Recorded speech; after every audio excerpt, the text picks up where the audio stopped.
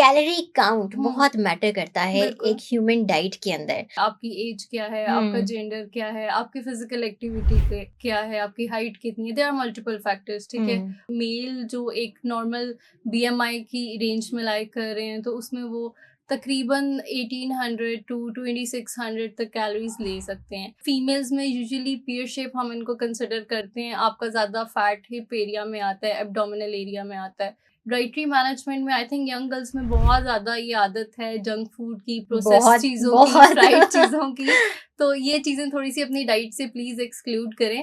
थोड़ा-सा अपने आप को एक्सरसाइज़ में एंगेज करें, हम्म। जिस तरह स्क्वाट्स वगैरह हो गए, रनिंग वगैरह हो गई। तो इससे हम्म। स्पेसिफिकली हिप फैट में भी बड़ी हेल्प मिलती है इसको रिड्यूस करने में। तो क्या ज्यादा बैठने से भी हिप फैट इंक्रीज होता है? ऑब्वियसली जब आप एक ही पोस्चर में बैठे हुए हैं तो हम्म। वहाँ पे एक बल्ज तो बनेगा। डाइट प्लान की अगर मैं बात करूँ तो हर फूड ग्रुप से आप अपना इंटेक लें, ठीक हम्म। है, लेकिन हेल्दी वे में लें। नेचुरल। नेचुरल फूड सोर्सेज से ऑर्गेनिक फूड्स का इस्तेमाल करें। अस्सलाम वालेकुम, हेल्थ मैटर पॉडकास्ट के साथ मैं हूं आपकी मेज़बान हफ्सा खालिद। नाजरीन, हमारी सेहत के लिए हमारी डाइट एक बहुत इंपॉर्टेंट रोल प्ले करती है। हमें क्या खाना चाहिए, किस मिकदार में खाना चाहिए, कौन कौन से न्यूट्रिएंट्स हमारे लिए एसेंशियल हैं। अगर ये चीज़ हमें पता चल जाए तो हम बहुत सी बीमारियों से भी बच सकते हैं और अच्छी सेहतयाब ज़िंदगी भी गुजार सकते हैं। तो इन तमाम चीज़ों को डिस्कस करने के लिए आज हमने स्टूडियो में इनवाइट किया है एमन फातिमा को, जो कि एक कंसल्टेंट डाइटिशियन है, आईएमसी हॉस्पिटल में अपनी खिदमत सरंजाम भी दे रही हैं। तो इनसे बात करते हैं और हेल्थ के बारे में, क्या खाना चाहिए क्या नहीं खाना चाहिए, इन्हीं से ही जानते हैं। अस्सलाम वालेकुम एमन, कैसी हैं वालेकुम आप? अस्सलाम, अल्लाह का शुक्र, मैं ठीक ठाक। एमन, सबसे पहले तो welcome to our studio. Thank you. आपने हमारे लिए वक्त निकाला और लोगों के लिए आप अपने जो आइडियाज़ हैं, क्या खाना चाहिए क्या नहीं खाना चाहिए, वो शेयर करने के लिए यहाँ पर बिल्कुल। आई हैं। आपसे सबसे पहले मैं जानना चाहूँगी कि ये एक कैलोरी काउंट हम्म, बहुत मैटर करता है एक बिल्कुल। ह्यूमन डाइट के अंदर। तो सबसे पहले तो आप मुझे ये बताइए कि हमें किस मिकदार में कैलोरीज का इंटेक करना चाहिए, कौन कौन से न्यूट्रिएंट्स हम्म। एसेंशियल होते हैं हमारी सेहत के लिए, हमारी डाइट में? अच्छा, सबसे पहले तो कैलोरी काउंट की अगर मैं बात करूँ ना, तो इसमें डिपेंड करता है आपकी एज क्या है, आपका हम्म। जेंडर क्या है, आपकी फिजिकल एक्टिविटी क्या है, आपकी हाइट कितनी है, देयर आर मल्टीपल फैक्टर्स, ठीक है। हम्म। और उसमें अगर आप एक जनरलाइज सा एक एवरेज मुझे कैलोरी इनटेक पूछ रही हैं, तो उसमें मैं कहूँगी कि मेल जो एक नॉर्मल बीएमआई की रेंज में लाइक कर रहे हैं, तो उसमें वो तकरीबन 1800 टू 2600 तक कैलोरीज ले सकते हैं। लेकिन हम्म। अगर हम फीमेल्स की बात करें तो उनका कैलोरिक इनटेक थोड़ा-सा मेल से हम कम रखवाते हैं।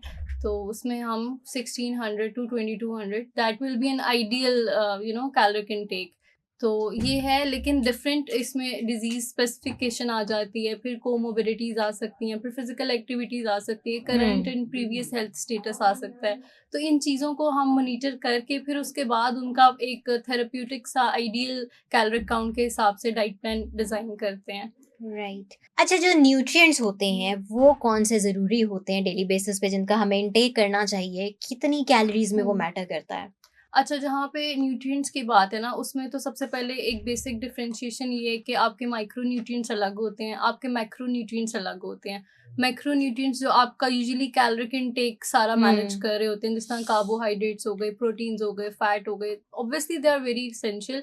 लेकिन इसमें भी आगे फिर फर्दर देखना है कि हमने कॉम्प्लेक्स कार्ब्स देने हैं, ठीक है, और हाई बायोलॉजिकल वैल्यू प्रोटीन देना है, हेल्दी फैट जिस तरह ओमेगा 3 ओमेगा 6 हुँ। फैटी हुँ। एसिड्स आ गए, ठीक है। और अगर हम माइक्रो न्यूट्रिएंट्स की बात करें तो इन्हीं माइक्रो न्यूट्रिएंट्स की एब्जॉर्प्शन के लिए आपके माइक्रो न्यूट्रिएंट्स बहुत इंपॉर्टेंट है, ठीक है। जिस राइट। तरह आपका आयरन है, फिर हुँ। विटामिन सी है, फिर उसके अलावा कैल्शियम एंड विटामिन डी 3। तो आई थिंक पाकिस्तान में मोस्टली लोगों में डेफिशिएंसीज पाई जाती हैं। तो these right. Are basic micronutrients जो बहुत इसेंशियल है, जो कि हमें लेने चाहिए। और बीइंग अ फीमेल, आयरन और vitamin C, vitamin B complexes तो हर फीमेल को लेना चाहिए। और हुँ। कैल्शियम और विटामिन डी 3 में तो कोई जेंडर बेस्ड इशू है ही नहीं, मेल्स को भी उतना ही इंपॉर्टेंट है और फीमेल्स के लिए भी उतना इंपॉर्टेंट है। राइट, अगर इनमें से कोई एक भी न्यूट्रिएंट हम्म। का हम लोग इस्तेमाल ज़्यादा कर लें, तो वो कौन-सा ऐसा न्यूट्रिएंट है जिसको ज़्यादा इनटेक करने से हम लोग मोटापे का शिकार हो जाते हैं? अच्छा, जहाँ तक मोटापे की बात है ना, तो माइक्रो न्यूट्रिएंट्स का अगर आप इनटेक ले रहे हैं तो वो जनरली ओबेसिटी से लिंक नहीं है। लेकिन अगर हम मैक्रो न्यूट्रिएंट्स की बात कर रहे हैं, तो हुँ। उसमें ऑब्वियसली जब आप फैट कंटेंट अपना बढ़ाएंगे और वो अनहेल्दी सोर्सेज से आ रहा है, तो वो इन इन अ लॉन्ग रन जाके ओबेसिटी कॉज कर सकता है। राइट। जितने भी लोग हैं जो अपना वज़न कम करना चाहते हैं और ईद से पहले ज़रा स्लिम स्मार्ट दिखना चाहते हैं, वैसे तो मुझे लगता है कि रमज़ान में वेट को कंट्रोल करना बहुत अच्छा खासा बल्कि मुश्किल बन जाता है, क्योंकि सहरी में भी हम पराठे खा रहे होते हैं, इफ्तारी के अंदर पकौड़े खा रहे होते हैं, जी। फ्राइज़ खा रहे होते हैं, जो सारे फैट कॉज़िंग इंग्रीडिएंट्स हैं। तो मैं आपसे जानना चाहूँगी कि जो लोग अपना वज़न कम करना चाह रहे हैं या उसको मेंटेन रखना चाह रहे हैं, तो वो सहरी में ऐसी कौन-सी चीज़ों का इस्तेमाल करें जिससे वो मोटापे का शिकार ना हों? अच्छा, यहाँ पे आपने एक बात की कि रमज़ान में वेट लॉस बड़ा मुश्किल है क्योंकि अनहेल्दी प्रैक्टिसेज़ हैं हुँ, पाकिस्तान में, हुँ। लेकिन आई वुड सजेस्ट कि रमज़ान सबसे आइडियल मंथ है वेट लॉस के लिए, ठीक ओके। है? क्योंकि बेसिकली आप बड़ी एफर्ट करके इंटरमिटेंट फास्टिंग वगैरह कर रहे होते हो और हुँ, रमज़ान में नेचुरली अल्लाह की तरफ से फास्टिंग वगैरह और सारा आपका प्रोसीजर उसी हिसाब से सेट हुआ होता है। हुँ। तो ज़रा-सा अपना अपना अगर आप डाइटरी इनटेक एडजस्ट कर लेंगे ना, तो that is an ideal month. मेरा ख़्याल है कि वो ही करना मुश्किल होता है बिल्कुल घर ऐसे ही वालों के है, साथ बैठ बिल्कुल के। ऐसे ही है। अच्छा, सहरी की जहाँ तक आपने बात की ना, तो आई वुड सजेस्ट कि आप हर फूड ग्रुप्स में से कोई ना कोई इंटेक लें, ठीक है? जिस तरह प्रोटीन सोर्सेज़ में आप एक शामी कबाब ले सकते हो, हुँ, और जिस तरह हाइड्रेशन के लिए और प्रोबायोटिक्स की फॉर्म में आप लस्सी वगैरह का इस्तेमाल कर सकते हो। फ्रूट और वेजिटेबल का एक छोटा-सा सैलेड का पोर्शन ले लो। हुँ, अगर आपको सैलेड से ब्लॉटिंग वगैरह हो रही है, तो आप वैसे भी एक नेचुरल फ्रूट ले सकते हो। अनटिल और अनलेस आप डायबिटिक नहीं हो, तो आप हुँ, हर फ्रूट ग्रुप्स में से ले सकते हो, ठीक है? और अगर तो आप डायबिटिक हो तो फिर जो हाई फ्रुक्टोज़ कंटेनिंग फ्रूट्स हैं वो थोड़े-से आपने अवॉइड करने हैं, ग्लाइसेमिक इंडेक्स के हिसाब से एडजस्ट करने हैं, ठीक राइट। है? और अपना हाइड्रेशन स्टेटस मेंटेन करें और बाकी थोड़ा-सा फास्टिंग में भी आई गेस डिफरेंस होता है। पाकिस्तान में जो आपके फास्टिंग आवर्स हैं वो इतने ज़्यादा नहीं है हुँ, एज़ कम्पेयर टू अगर आप किसी बाहर अदर कंट्रीज़ से बिलॉन्ग करते हैं, तो आपके फास्टिंग आवर्स भी उसी हिसाब से लंबे हो जाते हैं। तो उस हिसाब से आपने अपना न्यूट्रिएंट इंटेक एडजस्ट करना है। लेकिन बहुत ज़्यादा हाई कैलोरी डाइट की ज़रूरत नहीं होती, ना तो सहरी हुँ। में और ना ही इफ्तारी में। राइट। तो अगर एक जेनेरिक सा मैं डाइट प्लान आपसे चाहूँ कि हुँ, एक हुँ। डाइट प्लान हमसे शेयर कर दें, ताकि वो लोग जो अपने वेट को मेंटेन करना चाहें या वेट रिड्यूस करना चाहें, वो इसका इस्तेमाल करें तो उनका ना वज़न बढ़े, बल्कि वो कम ही रहे। अच्छा, ये आप मुझसे रमज़ान की जी, स्पेसिफिकली पूछ रही हैं? बिल्कुल, ठीक सहरी है, के टाइम। सहरी के टाइम। हुँ, सहरी के टाइम सिंपल सा एक ईज़ी सी टिप शेयर करूँगी। प्रोटीन सोर्सेज़ जैसे मैंने बताया, एक छोटा-सा शामी कबाब ले लें, ठीक हुँ, है? 1 गिलास लस्सी का ले लें, उसके साथ 1 फ्रूट की सर्विंग एप्पल वगैरह ले लें। एप्पल को आप सैलेड के साथ मिक्स करके भी ले सकते हैं, एप्पल हुँ, कैबेज सैलेड वगैरह की फॉर्म में। उससे ये होगा कि फाइबर भी चला जाएगा और थोड़ी-सी फुलफिलिंग फीलिंग भी आ जाएगी। तो जनरली ये सेफ़ है एक वेट मैनेजमेंट के हिसाब से, अगर आप सहरी में इसका इंटेक कर रहे हो तो। और जिन लोगों का गुज़ारा पराठों के बगैर नहीं होता, उनको क्या कहेंगी? अच्छा, पराठों में मैं इसी में ऐड करना चाहूँगी कि obviously roti is a necessity, ठीक है? तो हुँ, पराठों की जगह अगर आप सिंपल एक होल व्हीट की चपाती ले लेते हो, हल्का-सा एक्स्ट्रा वर्जिन ऑलिव ऑयल लगा लो उसपे, तो पराठा भी ले सकते हैं ऑलिव ऑयल में। अगर आप छोटा-सा डिस्क साइज़ 6 इंचेस का पराठा लेना चाहें, तो आप बिल्कुल ले सकते हैं क्योंकि थ्रू आउट आपकी फास्टिंग चल रही होती है। It all depends of calorie count कि आपका साइज़ क्या है, आपकी सर्विंग क्वांटिटी कितनी है। तो उसमें अगर आप छोटे साइज़ का एक पराठा ले लेते हैं पूरे दिन हुँ। में, तो I think it's not a big deal, you can have it. Right, तो ये तो बहुत एक ईज़ी सी टिप है जो आपने हमारे साथ शेयर की है। अच्छा, आगे मैं एक और चीज़ आपसे जानना चाहूँगी कि लोगों को अपना बॉडी फिगर मेंटेन करने में अच्छी खासी मुश्किल आ जाती है। कइयों का बेली फैट ज़्यादा होता है, हुँ, कइयों के हिप्स पे फैट होता है, कइयों के थाइज़ पे फैट होता है। लेकिन आज हम बात करेंगे हिप फैट की कि इसके बढ़ने हुँ, हुँ। की मेजर रीज़न क्या होती है? ठीक है, हिप फैट की अगर हम बात करें ना, तो एक तो ऑब्वियसली कि अगर आपका ओवरऑल वेट मैनेज नहीं है तो फैट ने एक्यूमुलेट होना है, हुँ, और फीमेल्स में यूजुअली पीयर शेप हम इनको कंसिडर करते हैं। आपका ज़्यादा फैट हिप एरिया में आता है, एब्डोमिनल एरिया में आता है। तो कॉजेज़ में पीसीओएस भी हो सकती है, अंडरलाइन कोई कॉज़ हो सकती है, थायरॉइड हुँ, के इश्यूज़ हो सकते हैं मेडिकली अगर हम देखें, ठीक है? और अगर हम लाइफ़स्टाइल के हिसाब से डिस्कस करें, तो उसमें आपका सेडेंटरी लाइफ़स्टाइल बहुत हुँ, मैटर करता है हिप हुँ। फैट में स्पेसिफिकली। डाइटरी मैनेजमेंट में आई थिंक यंग गर्ल्स में बहुत ज़्यादा ये आदत है जंक फूड की, प्रोसेस्ड बहुत, चीज़ों की, बहुत। फ्राइड चीज़ों की। तो ये चीज़ें थोड़ी-सी अपनी डाइट से प्लीज़ एक्सक्लूड करें, हुँ। ताकि आपको ओवरऑल आपका वेट मैनेज भी हो, और ये जो स्पेसिफिकेशन है कि इस पार्ट पे फैट है, इसको कैसे कम करें, इसमें भी ये हेल्पफुल है कि अगर आप अपनी प्रोसेस्ड चीज़ें निकाल लें, थोड़ा-सा अपने आप को एक्सरसाइज़ में एंगेज करें, हुँ, जिस तरह स्क्वाट्स वगैरह हो गए, रनिंग वगैरह हो गई, तो इससे हुँ। स्पेसिफिकली हिप फैट में भी बड़ी हेल्प मिलती है इसको रिड्यूस करने में। राइट। अच्छा, आजकल वैसे जो हम सबकी रूटीन एक बनी हुई है, वो रूटीन कुछ इस किस्म की है कि हम ऑफिसेज में जाते हैं तो 8 घंटे हम लोगों ने बैठ के काम करना है। अच्छा। हम वॉक भी नहीं करते, हमारी वॉक भी नहीं होती, और वो 8 घंटे बैठना हमारे लिए बहुत इंपॉर्टेंट भी हम्म। होता है क्योंकि वो हमारी जॉब का पार्ट है। तो क्या ज्यादा बैठने से भी हिप फैट इंक्रीज होता है? ऑब्वियसली जब आप एक ही पोस्चर में बैठे हुए हैं तो हम्म। वहां पे एक बल्ज तो बनेगा, ठीक है। और जब वो बल्ज बनेगा और आपका बिल्कुल भी लाइफस्टाइल एक्टिव नहीं है और आपका कैलोरी इनटेक भी ज्यादा है, तो हम्म। उसमें जाके फैट एक्यूमुलेट होगा। इट्स अ नेचुरल थिंग ना, कि अगर आप बैठ रहे हो आपके एब्डोमिनल एरिया में बल्ज बन रहा है तो एब्डोमिनल फैट बन रहा है। जिस तरह मेल्स में ये बहुत चीज कॉमन है कि हम्म। ऑफिस वर्क ज्यादा है, डेस्क वर्क ज्यादा है, तो एब्डोमिनल फैट आ रहा है। इसी तरह फीमेल्स का सिटिंग पोस्चर कुछ ऐसा होता है कि उनको हिप फैट में मसला आ रहा होता है। तो ऑब्वियसली ये चीज़ मैटर करती है इसमें। मैं फिर यही कहूँगी कि अगर आप बैठे हुए हैं तो हर कोई 2 घंटे बाद एक आधे घंटे की वॉक ले लें, एक ब्रेक ले लें छोटा-सा अपने लिए, अपनी हेल्थ के लिए थोड़ा-सा अपने आप को इम्प्रूव करने की कोशिश करें। राइट, तो इसके लिए भी कोई जेनेरिक सा डाइट प्लान आप जरा हमारे साथ शेयर करें जो हमें हेल्प करे हिप फैट को रिड्यूस करने में। अच्छा, ओवरऑल तो जैसे मैंने शेयर किया ना, अपनी डाइट से प्रोसेस्ड चीज़ें बिल्कुल निकाल दें, कोला ड्रिंक्स निकाल दें, फ्राइड चीज़ें निकाल दें।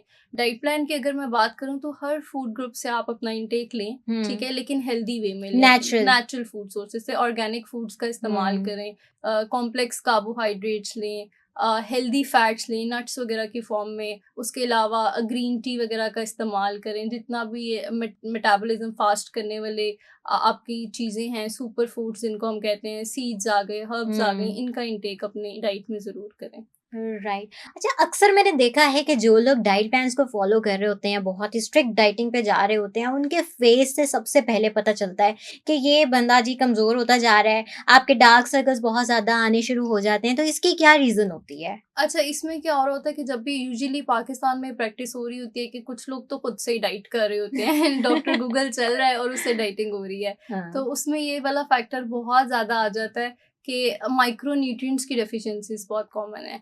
आप डिफरेंट फूड ग्रुप्स को, जिस तरह आपने कार्ब्स थ्रू आउट निकाल दिए, कीटो डाइट हम्म। पे आप चले गए, हम्म। तो आप प्रोटीन तो ले रहे हो लेकिन आपके पास कार्बोहाइड्रेट्स नहीं है। तो वो ऑब्वियसली उसका इफ़ेक्ट आता है फेस पे विज़िबली। हम्म। या फिर आप कोई न्यूट्रिशनल सप्लीमेंट्स नहीं ले रहे, माइक्रो न्यूट्रिएंट्स के, आयरन की डेफिशिएंसीज़ हो रही हैं, हम्म। विटामिन बी कॉम्प्लेक्सेस की डेफिशिएंसीज़ हो रही हैं, विटामिन के, जिंक, ये सारी चीज़ें हैं जो आपके फेस पे विज़िबली डार्क सर्कल्स और रिंकल्स और एजिंग हम्म। वाले फैक्टर्स विज़िबल होने शुरू हो जाते हैं डाइटिंग के साथ। रादर कि अगर आप एक प्रॉपर डाइट करो तो आपका फेशियल जो अपीयरेंस है वो इम्प्रूव होगी। राइट। तो इसीलिए कहा जाता है कि डाइटिशियन से पूछे बगैर कोई भी बिल्कुल, डाइट को फॉलो ना बिल्कुल ऐसे करें। ही है। तो अगर इन सारी चीज़ों से बचना चाहें तो हमारी जो एक डाइट है उसके अंदर कौन-कौन से न्यूट्रिएंट्स बहुत एसेंशियल होते हैं जो हमारी फेस की फ्रेशनेस को भी बरकरार रखें? ठीक है, अगर हम फेस फ्रेशनेस की बात करें ना, डार्क सर्कल्स की या एजिंग की, तो इसमें विटामिन ई बहुत इंपॉर्टेंट है, ठीक है? हुँ। उसके अलावा विटामिन सी बहुत इंपॉर्टेंट है, बायोटिन का इस्तेमाल आप कर सकते हैं, आयरन का इंटेक अपना अच्छा रखें। उसके अलावा बी कॉम्प्लेक्सेस का इंटेक अपना अच्छा रखें। सबसे इम्पोर्टेंट चीज़, अपनी हाइड्रेशन का ख़्याल रखें, अपना हाँ। हाइड्रेशन स्टेटस मेंटेन रखें। तो ऑल्दो हम माइक्रो न्यूट्रिएंट्स की बात अगर हम कर रहे हैं तो उसमें आपने अपना हाइड्रेशन लेवल भी मेंटेन रखना है, क्योंकि अगर वाटर सॉल्युबल विटामिन्स आप ले रहे हो तो उसके लिए फ्लूइड इंटेक भी बहुत इम्पोर्टेंट है। राइट। सो ऑडियंस, अगर आप चाहते हैं कि स्मार्ट होने के साथ-साथ आपकी फेस पे फ्रेशनेस भी रहे, तो तमाम न्यूट्रिएंट्स को मद्देनज़र रखते हुए डाइट करें। अपनी मर्ज़ी से अपने डायटीशियन मत बनें, वरना आपके फेस से बजाय इसके कि आप फ्रेश लगें, आप कमज़ोर लगना शुरू हो जाएँगे। अच्छा, एक्सरसाइज़ कितना अहम किरदार अदा करती है हमारी डाइट के अंदर, वो हमें फिज़िकली मेंटेन रखने के अंदर? एक्सरसाइज ऑब्वियसली जब आप कैलोरीज ले रहे हो और अगर आप उसे डबल कैलोरीज बर्न कर रहे हो तो आपका वेट लूज होगा। जो आपका स्टोर्ड फैट है ना बॉडी हुँ। में, उसने उसी तरह निकलना है जब वो कैलोरिक डेफिशिएंट डाइट में जाएगा। उसके लिए ये ज़रूरी नहीं है कि सिंपल आप क्रैश डाइट्स की तरफ चले जाओ। आई हुँ। वुड सजेस्ट कि इससे बेहतर है लॉन्ग रन, अगर आप करना चाह रहे हो डाइटिंग, तो आप जितनी कैलोरीज ले रहे हो उससे डबल आप एक्सरसाइज में बर्न कर लो। तो हुँ। आपका वो एक्सेस फैट भी निकल जाएगा और आपका वेट भी मैनेज रहेगा। तो ये मेटाबॉलिज्म को बहुत बूस्ट देती है एक्सरसाइज, तो एक्सरसाइज ज़रूर करें। मसल मास को स्ट्रेंथन अप करती है, आपको वीकनेस फील नहीं होगी डाइटिंग के साथ। राइट। अच्छा, अक्सर डाइटिशियंस के पास अगर आप जाएँ, उनसे कोई डाइट प्लान लें, तो वो आपको लाज़मी कहते हैं कि आप वॉक किया करें शाम के टाइम। बिल्कुल। तो वो वॉक क्यों करवाई जाती है? कितनी क्या इम्पोर्टेंस रखती है अपने आप को मेंटेन रखने के लिए? अच्छा, इसमें अगर तो मैं स्पेसिफिकली एक डिज़ीज़ की बात करूँ तो डायबिटीज़ की मैनेजमेंट बहुत इम्पोर्टेंट है वॉक के लिए, इंसुलिन रेजिस्टेंस जिनको आ रही होती है। हुँ, उसके अलावा आपका स्ट्रेस बहुत अच्छा मैनेज हो रहा होता है वॉक से, और उसके अलावा आप मेंटली बड़ा फ्रेश फ़ील कर रहे होते हो। आपका गट ब्रेन कनेक्शन जो हम यूजुअली कहते हैं डाइट में बड़ा इम्पोर्टेंट रोल प्ले कर रहा होता है। तो जब आप वॉक वगैरह कर रहे होते हो तो आपके हॉर्मोन्स उस हिसाब से एंगेज हो रहे होते हैं कि आपकी एब्ज़ॉर्प्शन भी मैक्सिमम हो हुँ, रही होती है हुँ, और आपका मेटाबॉलिज़्म भी फ़ास्ट हो रहा होता है। तो वॉक राइट। इसलिए भी बहुत इम्पोर्टेंट है कि एक तो आप फिज़िकली भी अपने आप को एक्टिव फ़ील करें, और दूसरा ये कि जो भी आप न्यूट्रिएंट्स ले रहे हैं उसकी एब्ज़ॉर्प्शन मैक्सिमम हो। राइट। जिम करने के बाद लोगों को स्वेटिंग बहुत ज़्यादा होती है, जिससे वो काफ़ी लो भी फ़ील करते हैं और कुछ ठंडा-ठंडा पीना भी चाहते हैं, ठीक है? और बिल्कुल। वो चाहते हैं कि जी एनर्जी लेवल बहुत डाउन हो गया और कुछ खाना भी चाहते हैं, हुँ। उनको क्रेविंग होती है खाने की। तो जिम करने के बाद क्या चीज़ें खानी चाहिए? किन चीज़ों का इस्तेमाल करना चाहिए और किनका नहीं करना चाहिए? अच्छा, यहाँ पे ये बड़ा इंपॉर्टेंट क्वेश्चन आपने मुझसे डिस्कस किया है। जिम की डाइट में ना यूजुअली इलेक्ट्रोलाइट्स आपके ड्रॉप कर रहे होते हैं हुँ, स्वेटिंग से, जिस तरह हुँ, सोडियम हो गया, पोटेशियम वगैरह हो गया। तो उसके लिए अगर हम नेचुरल सोर्सेज से बात करें तो आप कोकोनट वाटर ले सकते हैं। अब ऑब्वियसली फ्रेश कोकोनट वाटर आप डेली बेसिस पे तो नहीं ले सकते, but there are multiple brands जो कि इक्विवेलेंट टू फ्रेश आपके माइक्रोन्यूट्रिएंट्स और ये इलेक्ट्रोलाइट्स प्रोवाइड कर रहे होते हैं, तो वो आप कंज्यूम कर सकते हैं। उसके अलावा अगर आप दही वगैरह का इस्तेमाल करें फ़ॉरेन लस्सी की फ़ॉर्म में या वैसे ही स्मूदीज़ की फ़ॉर्म में, उसमें आप लाज़मी नहीं है कि खजूर, केले का ही लें, क्योंकि डायबिटिक पेशेंट्स अगर जिम कर रहे हैं और वेट लॉस के लिए कर रहे हैं, तो खजूर, केला इज़ नॉट मैंडेटरी, जो कि हुँ, जिम इंस्ट्रक्टर उनको गाइड कर रहे होते हैं बेसिकली। तो आप सिंपल योगर्ट की लस्सी बना लें, उसके अलावा आप घर में नींबू पानी बना के ले लें विदाउट शुगर, एडेड शुगर, तो वो भी ले लेंगे तो आप बड़ा रिफ्रेशिंग फ़ील करेंगे। उसके अलावा कोई प्रोटीन बेस्ड अपना मील ले लें, मिन्स चिकन ले लें या स्टीम हुँ। करके चिकन का पीस ले लें। लेकिन इसका टाइम ड्यूरेशन होता है 35 to 40 minutes. Within 35 to 40 minutes आप एक मील ले लें जिसमें बेसिक सा कार्ब्स कंटेंट हो और बेसिक सा प्रोटीन कंटेंट हो, जिम के बाद? जिम के बाद, तो जिम पोस्ट जाने वर्कआउट। से पहले भी कोई हमें चीज़ खानी चाहिए, कोई डाइट ऐसी लेनी चाहिए? अच्छा, जिम जाने से पहले अगर तो आप बहुत लेथार्जिक फ़ील कर रहे हैं तो कोशिश करें इसी तरह लो कार्ब्स, लो प्रोटीन एक छोटा-सा स्नैक ले लें। हुँ, आप you can have a banana, you can have a boiled egg, ताकि आपकी बॉडी बहुत ज़्यादा वीकनेस में ना जाए। क्योंकि हुँ, ऑब्वियसली जब आप जिम वगैरह कर रहे होते हो, आपकी कैलोरीज़ बर्न हो रही होती हैं, आपको स्वेटिंग हो रही होती है। लेकिन इसमें मैं यही कहूँगी कि अपना स्नैक साइज़ छोटा रखें, रादर कि आप वीकनेस को कवर अप करने के लिए नॉजियस फील करना शुरू कर दें जिम के बाद। तो ये चीज़ बहुत इम्पोर्टेंट है कि आप अपना स्नैक का साइज़ छोटा रखें। राइट। अच्छा, गाजर की मैं आपसे बात करना चाहूँगी कि गाजर सर्दियों में भी हमें मिलती है, गर्मियों में भी मिलती है। सर्दियों में लाल-लाल गाजरें मिलती हैं हमें, जो हम सूप्स में भी इस्तेमाल कर लेते हैं। गर्मियों में हमें ऑरेंज कलर की कैरट मिलती है, जिसको चाइनीज़ गाजर भी कहा जाता है। तो गाजर खाने के हम क्या हेल्थ बेनिफिट्स हो सकते हैं हमारे लिए? अच्छा, ये जो रेड कलर आपने स्पेसिफिकली मेंशन किया, ये केराटिन की वजह से है, और जब आप केराटिन बॉडी में जाता है वो विटामिन ए में कन्वर्ट होता है, और विटामिन ए आपको पता है विज़न के लिए बहुत हुँ, इम्पोर्टेंट है। तो हुँ, अगर आप गाजर वैसे ले रहे हैं तो आपकी विज़न इम्प्रूव होगी, ठीक है? बाकी डिपेंड्स कि आप जूस की फॉर्म में ले रहे हैं या सैलेड्स वगैरह की फॉर्म में, रॉ फॉर्म में ले रहे हैं। तो अगर तो I would always suggest my patient कि आप सैलेड्स की फॉर्म में लें, ताकि उसका फाइबर कंटेंट भी जाए और उसके उससे आपकी अगर कॉन्स्टिपेशन वगैरह के मसले हैं तो वो भी इम्प्रूव हो जाएँ। ठीक है? राइट। उसके अलावा इसके स्किन पे और हेल्थ पे ओवरऑल बहुत बेनिफिट्स हैं। ठीक है? आपकी ओवरऑल स्किन की अपीयरेंस अच्छी होती है, उसका टेक्सचर इम्प्रूव होता है। उसके अलावा अगर मैं थोड़ी-सी बात करूँ फर्दर, तो इसमें आपकी बोन और जॉइंट की हेल्थ के लिए बहुत इम्पोर्टेंट है। समहाउ थोड़ा बहुत कैल्शियम कंटेंट इसमें होता है नेचुरली, हुँ। तो आपकी बोन और वीकनेस वगैरह जो इस तरह चल रही होती है वो भी इम्प्रूव होती है। राइट। सो एमन, thank you so much, you आपने अपना वेलकम। वक्त हमारे लिए निकाला और जो आपने टिप्स हमारे साथ शेयर की हैं, स्पेशली वज़न कम करने के हवाले से, क्योंकि मैं अक्सर ये बात करती हूँ कि वज़न, बढ़ता हुआ वज़न तो पाकिस्तानियों का अब कौमी मसला बन बिल्कुल गया, है। चाहे वो मर्द हों, चाहे वो औरतें हों, और अब तो बच्चों को भी देखें, जितना जंक फूड का वो इस्तेमाल करते हैं, उनमें भी ओबेसिटी का मसला बढ़ता ही जा रहा है। तो थैंक यू सो मच, जो टिप्स आपने हमारे साथ शेयर की, मैं उम्मीद करती हूँ कि हमारी ऑडियंस के लिए वो काफ़ी हेल्पफुल साबित होंगी। अगर आपके भी कोई क्वेश्चंस हैं तो कमेंट सेक्शन में ज़रूर कीजिएगा, ताकि इमन उनका जवाब दे सकें। अभी के लिए दीजिए हमें इजाज़त। अल्लाह हाफ़िज़।